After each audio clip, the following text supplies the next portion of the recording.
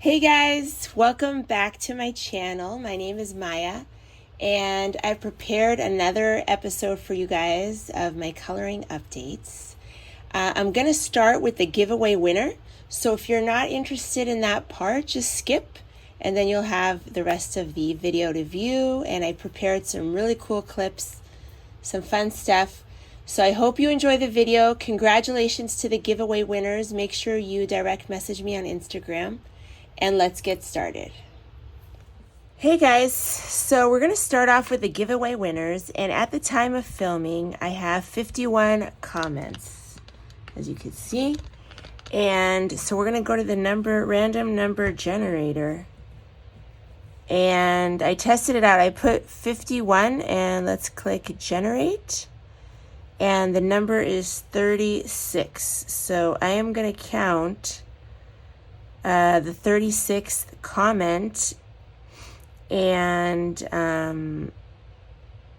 instead of having you on the camera while and then I'll come back. So let me count that. The 36th comment is My Coloring Quest, and she wants both books. She's interested.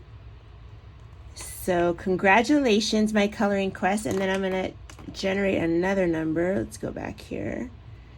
Generate 17. Okay, let me count the 17th comment.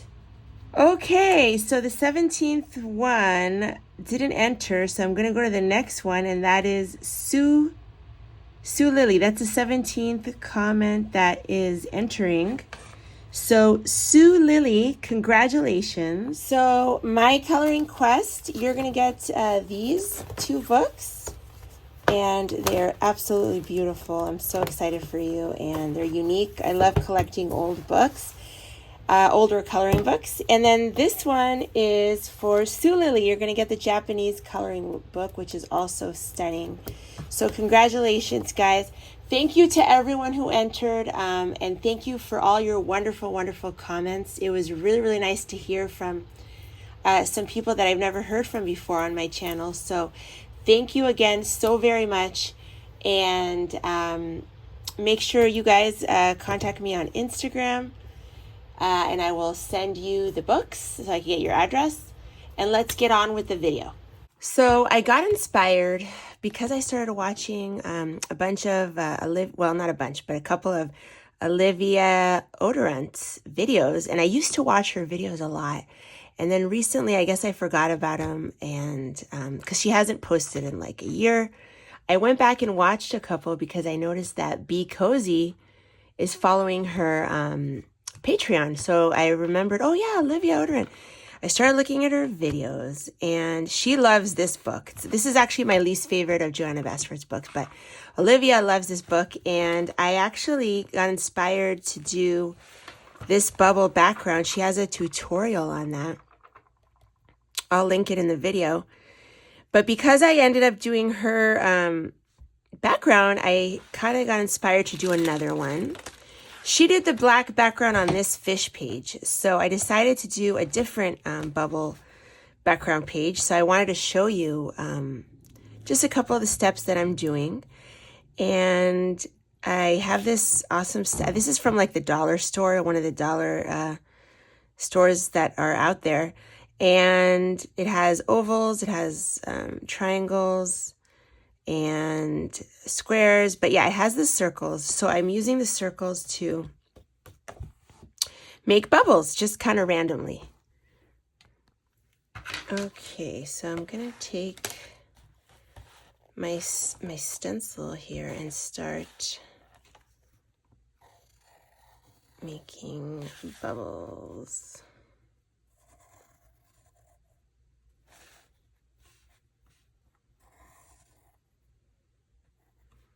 You don't want to space them out perfectly. You kind of want it to be a little bit messy and random. So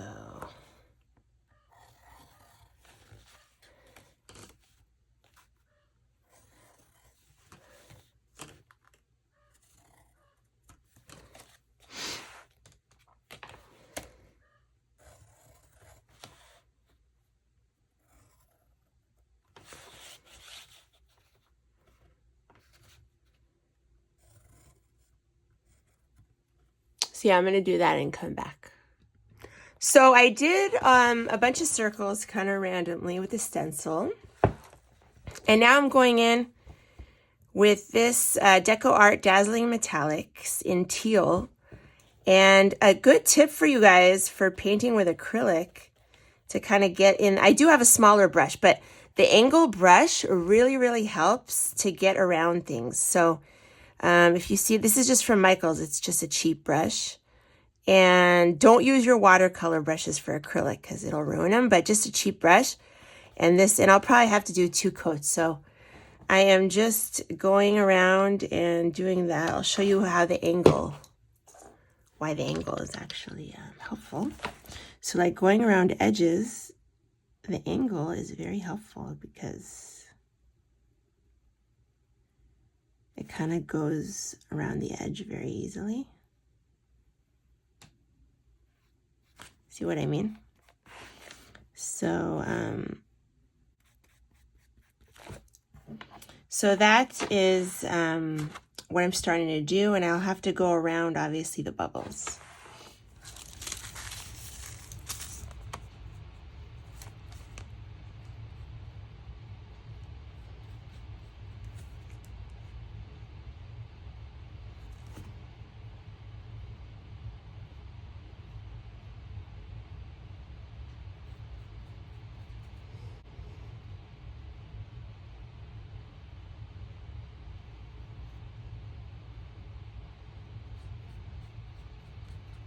Okay, so I finished all the bubbles, and let me just pull out a little bit. So that's how it looks, and yeah, I really like how it came out. It's a lot of fun, and as you can see, it's a little bit of a rainbow bubble, and I will show you super easy how I did that in a second. Okay, so right here, I'm just gonna draw another bubble. This was like my test bubble. And so right here I didn't tell you guys, but I did get all the new colors of the ink tints because ink tints is something that I realize I use a lot. I love them. I use them all the time. So for me, I guess it was worth it just not to wait till they have them in the US, and I just got them from Cult Pens in the UK. So I'm using, but you don't have to use these. Like you can use any pink, light, like a light pink, a light, not too light, but a light yellow, a light blue, and a light green. So, or if you want, you could just do pink, blue, and yellow. So I'm just gonna show you what I did. Take the ink tints. Now, I didn't know that this paper is horrible for water medium, so if I had known that, I probably would have just used pencils. So if you're doing this in Lost Ocean, I don't know, at least my copy, don't use ink tints, but that's what I use, so I'm just going to show you. But on other paper, it should work perfectly fine. And you could use watercolor pencils, you could use regular pencils, polychromos, whatever.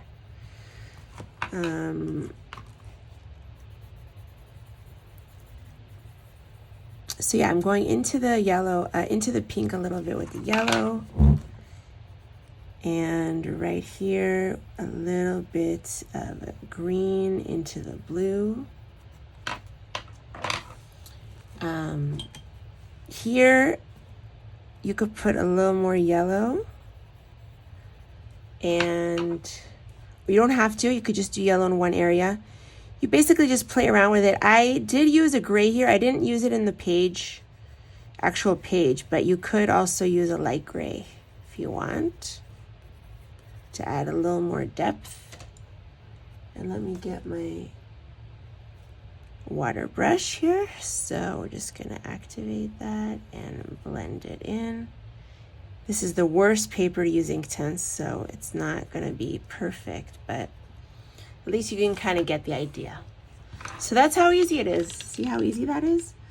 So that is what I did. And then I did, in the page, cover the pencil line, and also like I did acrylic, so it wasn't perfect, you know, where it meets. So you just can cover that really nicely with a white paint pen or a white gel pen. And you could even use silver if you have, or you could use gold. So that could also look nice. You know, it just depends how funky you want to go. I ended up using white here. Where is it? On these bubbles, but you can kind of see. But yeah, it creates a really nice effect. So I hope you liked that little demonstration of the backgrounds with the bubbles. I really enjoyed doing it. It's really easy, really fun. And you can do it in other books too. I think I'll do more bubbles now. I'm into the bubbles. Another thing I could do, if I didn't have a metallic background, I could go over the colors with one of the pearls from the metallic pearl color, like the blue. It would still show the colors, but because my background is already metallic, I'm not going to do that. But you could totally do that, and it would look amazing also. So I hope you enjoyed that little demo. Hey guys, so I wanted to show you something that I'm up to over here on my coloring desk. And I'm working right now in World of Flowers, and there's a page in here, this page, that has been a whip for years and years and years and years. Back when I didn't have all my materials, I didn't have all the skill that I have now.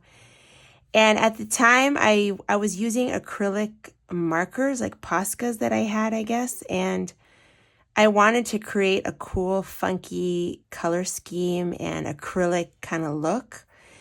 And I still like that. I think I had a really cool idea, but I didn't have the skill or the materials to kind of make it happen, you know? So now, years and years later, I finally want to go and rescue this whip. So this is like a whip rescue. And last summer, I went through Secret Garden, and yeah, I went through Secret Garden and rescued a lot of my whips. During this year, I did Enchanted Forest. I've been going through and rescuing some old pages and making them better. And now I'm doing Lost Ocean a little bit, and I wanted to do this page in here because I don't color in this book a lot, honestly. I'm not a big flower person, although I do like the book. It's not like my favorite of hers, but I was watching Peta Hewitt recently, some of her old videos, and it inspired me to go back and find. I had it on my mind to do this page for a long time, and finally I said, you know what, I'm just going to do it. So I wanted to show you what I'm doing. As you could see, the background was really, really patchy. It was all like this, kind of. So right now I'm going in and with my Rosa watercolors and doing a second layer of the blue, and then we'll go from there. And then I think I'm going to do the next step. I'll probably do this in the background. It's a new color to me, Raspberry Flash from the Folk Art Color Shift line. So I'm excited to kind of put that on a page. So we'll see how that goes. I might have to do 2 layers, but that's where I am. That's what I'm doing right now.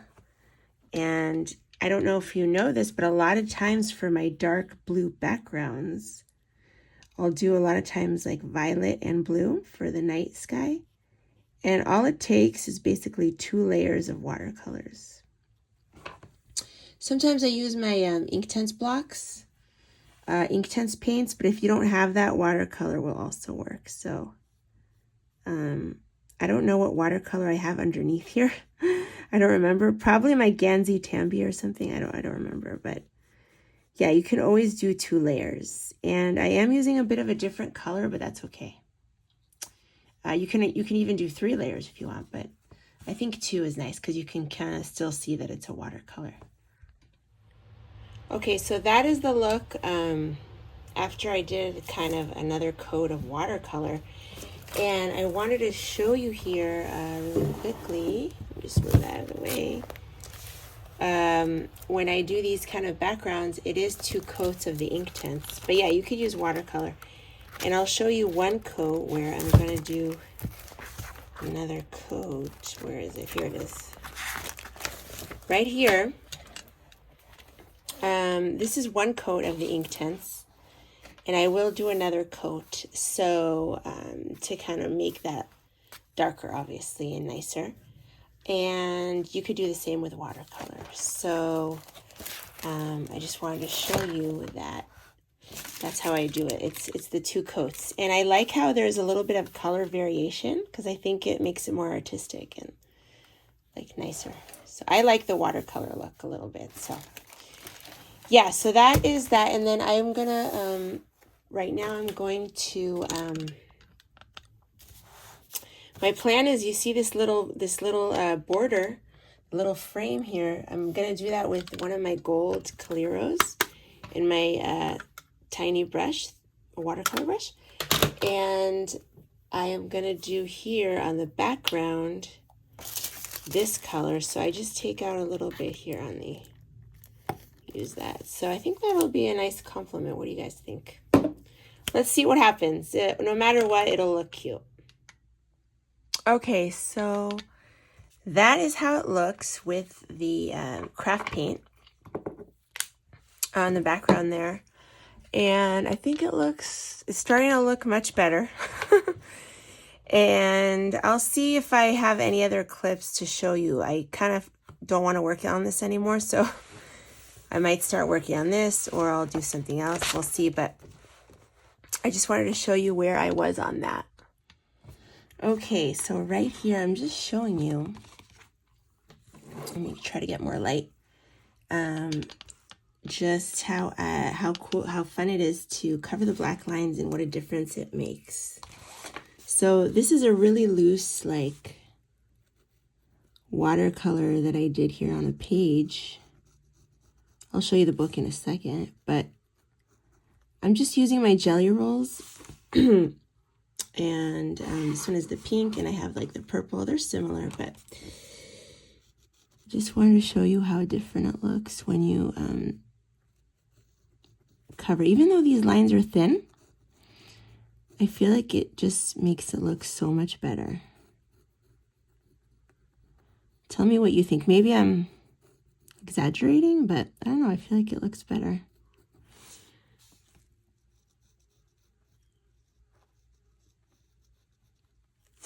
And then down here, I'm going to switch to the purple.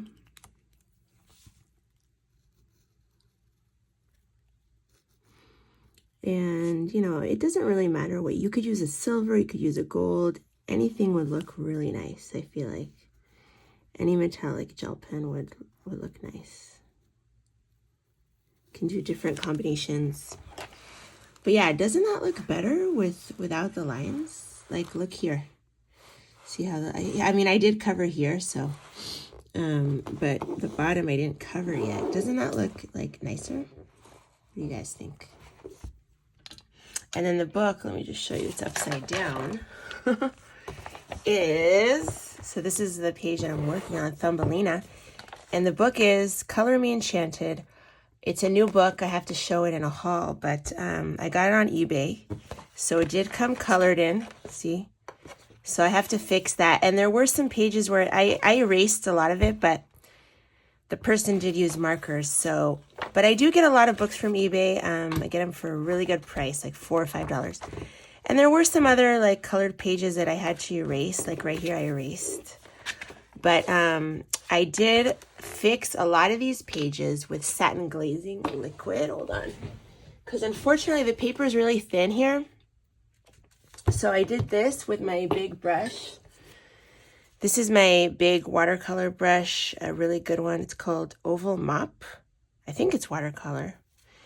And I got it on sale a long time ago at Hobby Lobby. They have that brand, Master's Touch. And anyway, it doesn't matter what you use. But yeah, I use that to on a lot of these pages that I wanted to do. I didn't do all of them yet. But here I did, and I did on a lot of pages because this paper is very, very thin. And I knew, here, I did it here. I knew that I wanted to use watercolor here in this book. And the paper is very thin, and well, not very. It's not that bad. It's better than Amazon paper, but it's thin enough where, yeah, I felt like I needed to use that for the watercolor. And it helps a lot. So the pigment doesn't soak through, you know, if you use it like, a nice layer. It doesn't have to be too thick, but just a nice thin layer is almost enough to, you could use watercolor on that, and watercolor pencils. Even pencils will work better. But one thing that will not work great is straight gel pen. Like if you plan to do a lot of gel pen on a page, don't use this, because if you're using just a little bit, that's okay. But if you're planning to color with gel pen, don't use this, because it will take forever for the gel pen to dry. The only reason I know that is because from experience. And it smears all over. It doesn't dry very fast. But whatever, I just wanted to show you the book. But yeah, it's covering the lines with the gel pen just makes it look so much better, right? So that's all I have for you guys today. I hope you enjoyed the video, and I will see you in the next video. Bye, everyone.